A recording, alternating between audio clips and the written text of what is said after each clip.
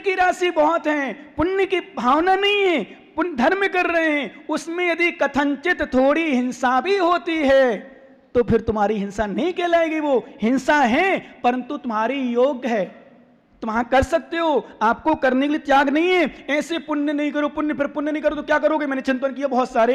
ये बताओ, हमने आपको कहा नहाना है अथवा पानी डालना है, गंदा पानी रखा है, एक साफ पानी रखा, कौन सा पानी डालोगे?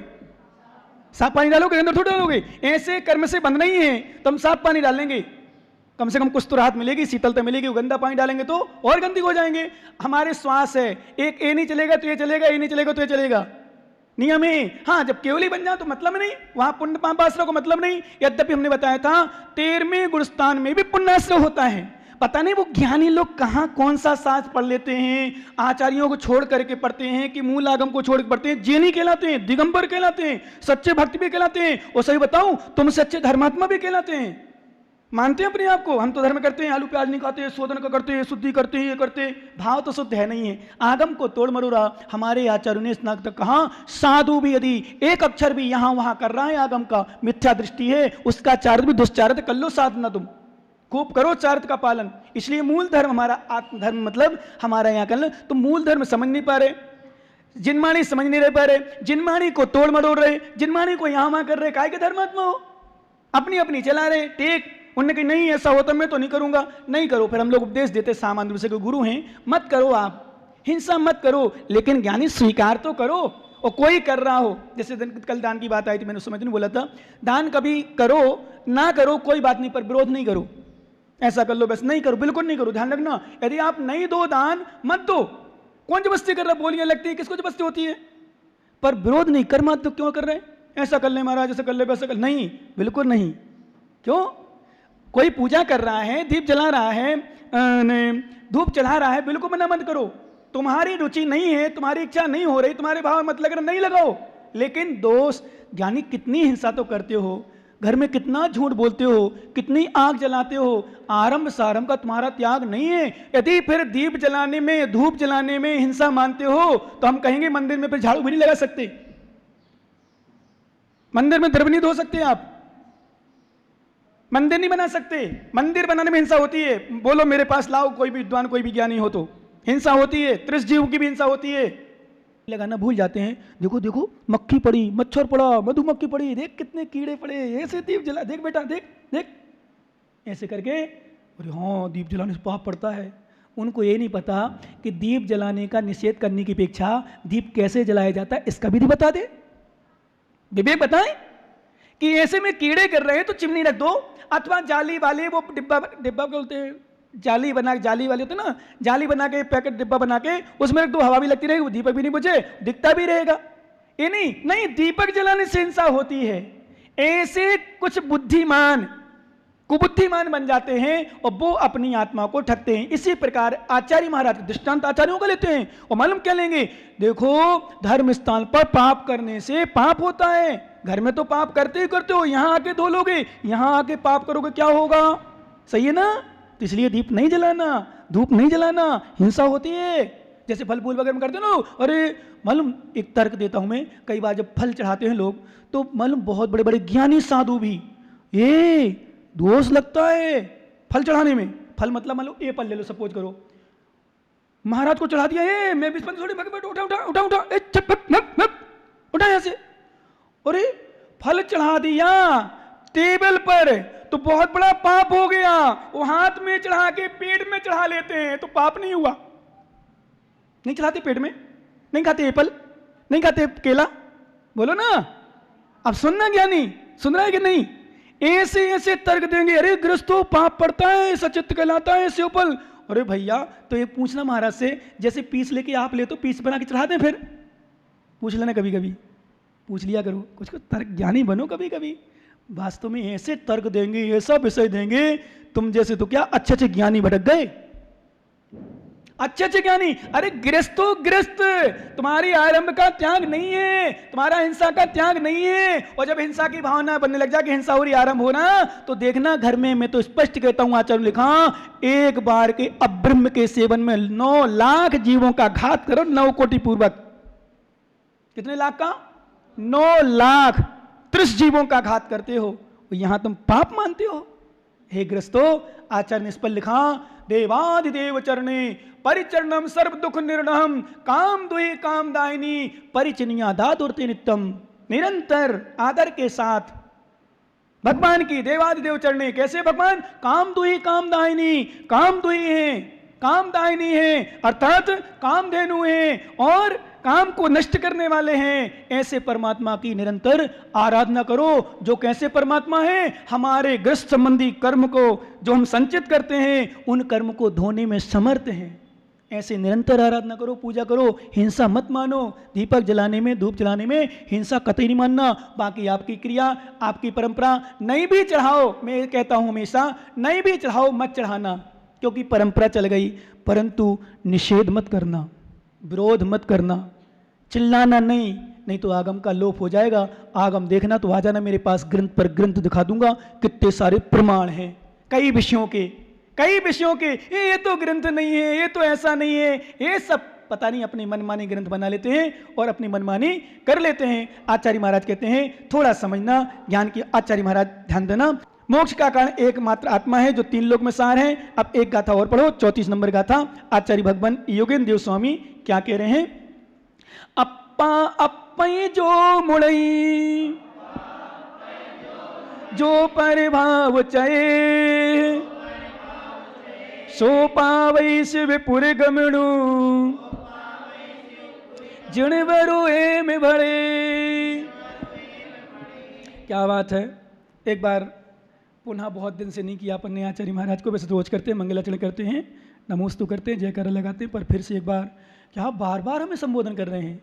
और मुझे आश्चर्य होता है, मतलब आज के ज्ञानी मिले ना, ये ज्ञानी लोग ज़्यादा, बाकी आगे पीछे नहीं बता रहा हूँ, पद के शुरू में, मतलब आचार्य योगेंद्र देव स्वामी यदि वर्तमान के होते ना, इनको ठुकराते थे। क्या महाराज ने बार बार वही गाथा लिख दी, वही विषय लिख दिया, वही के अलावा कुछ है ही नहीं, वही विषय। क्या कह रहे? अप्पा अप्पई जो मणि जो परभाव चाहिए, ये पहले भी दे दिया।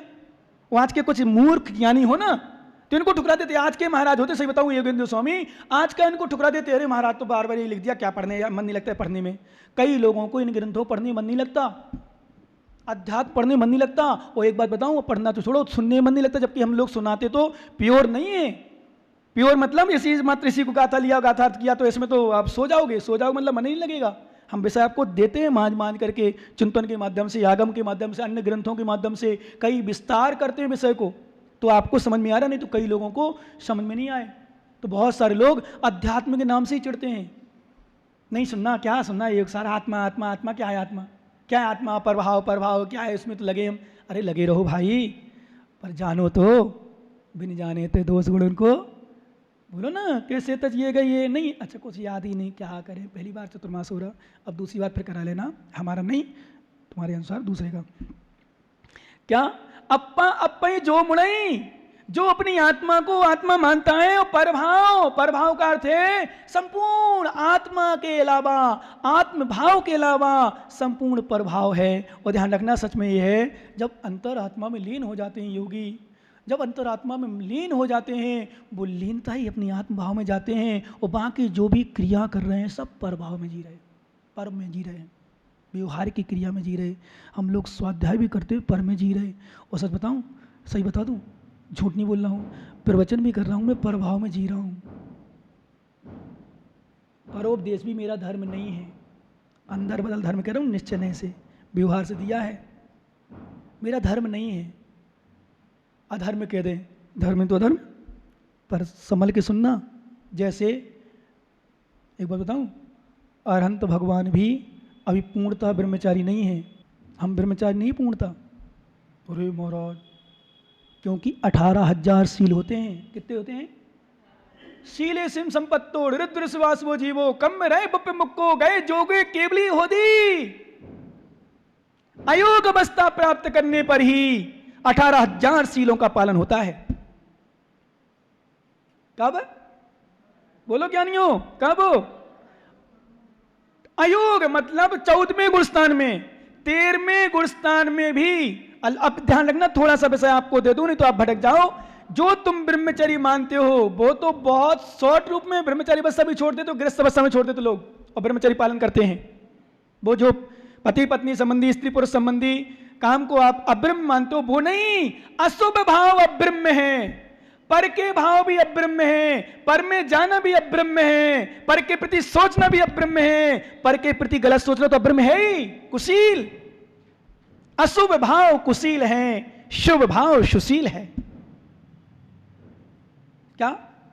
शुभ भाव सुशील है, अशुभ भाव कुशील है। अभाव में पर अभी भगवान मुनिराज शुभ भाव हैं, और ऊपर जाओ शुद्ध भाव हैं, पर फिर भी वो पूर्ण ब्रह्मचारी नहीं है। क्यों? क्योंकि अयोग अवस्था में शीले सिम संपत्तो ऋतु ऋस्वासो जीवो, कर्मों का जहां पूर्णता आश्रव रुक जाता है, निरोध हो जाता है, ऐसे शीलेन सिम संपत्तो, शील की संपदा का अधिकारी गए जोगो कोवली होदी, जो योग से रहते हैं, अयोग अवस्था को जिन्होंने प्राप्त कर लिया है, वो अयोगी अवस्था में ही पूर्णतः शीलधारी हैं, अर्थात 18,000 शीलों का पालन करने वाले हैं।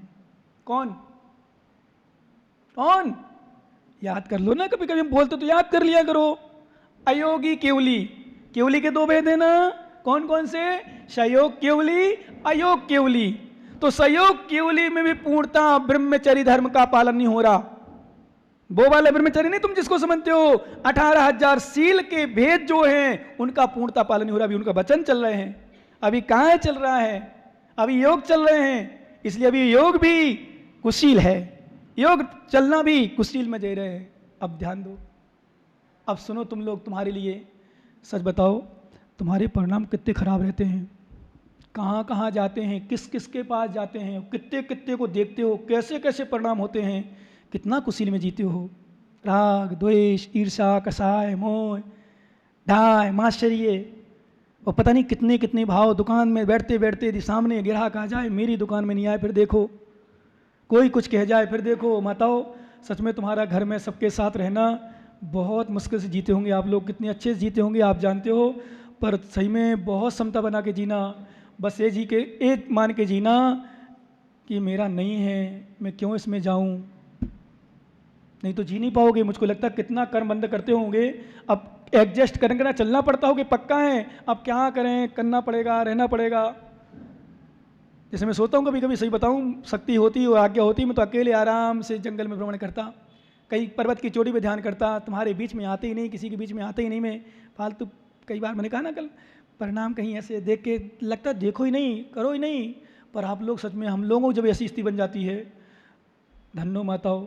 मैंने जैसे कल आहार में आशीर्वाद दिया तो आज भी आशीर्वाद दे रहा हूँ। आहार मतलब आहार में नहीं, शाम को आहार विषय में कितना सेवा, सुबह 6 बजे से लेकर 12 बज जाते होंगे, 1 बज जाते होंगे, बर्तन धोते धो के चौका साफ करते करते, बोलो ना माताओं, कितने बज जाती ईमानदारी से हो जाते ना। और फिर शाम की फिर सब्जी बनाना, दाल बनाना, भैया जी बुलाना, वो आगे कैमरा उसको कराना, इसकी टेंशन अलग। अब फ़ोन करना, फिर काई सब्जी बनाऊँ, बोले भिंडी की बना लेना, बोले भिंडी ले तो आओ, घर में तो छही कौन, सुन लो। अब 6 कौन, जब तक नहीं आएगी तब तक भिंडी।